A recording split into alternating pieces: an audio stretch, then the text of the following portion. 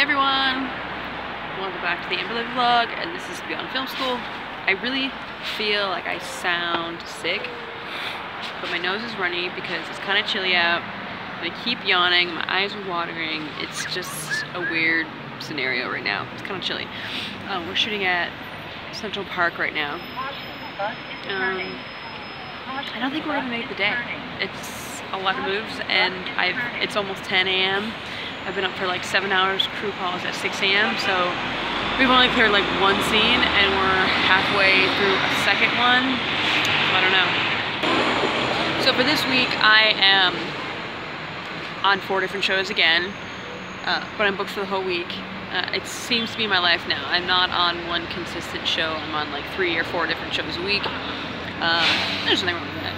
Variety, different AD teams and all that jazz. So this is like my part 2 to the last video I did about how I got screwed, and I guess this is more like a lesson. Like, what did I learn from getting screwed, right?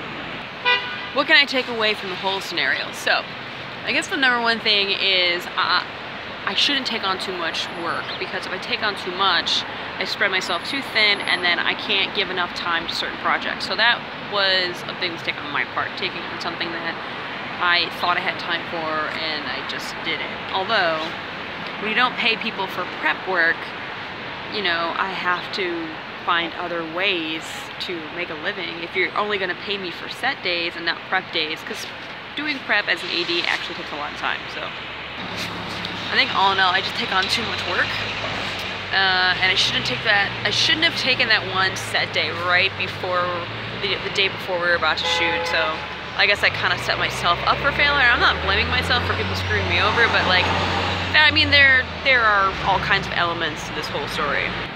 So another thing I learned is, and this is so stupid, it's like, you cannot, if you're like an AD, or, I mean, if you're a first AD or producer or anything, you cannot have your phone die.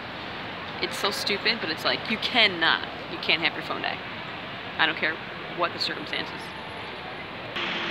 So what's another thing? Another thing I learned, I guess, is pay attention to the red flags.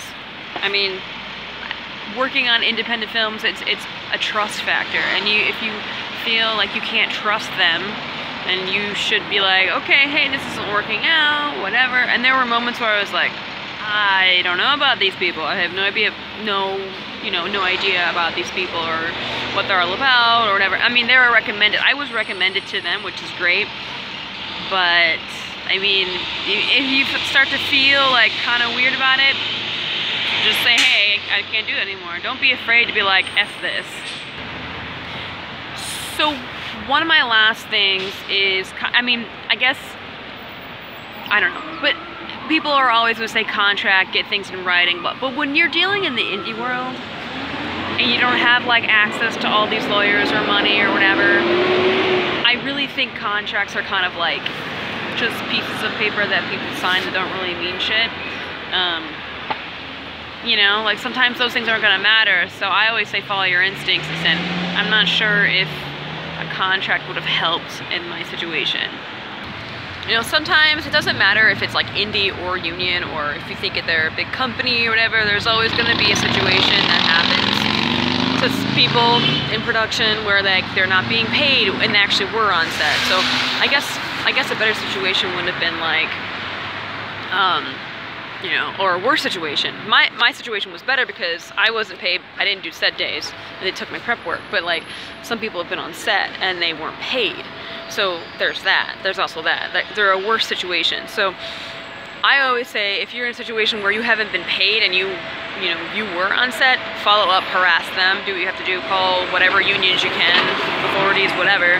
Do what you gotta do to get your money, because no one's looking out for you except for you. So, gotta just be persistent.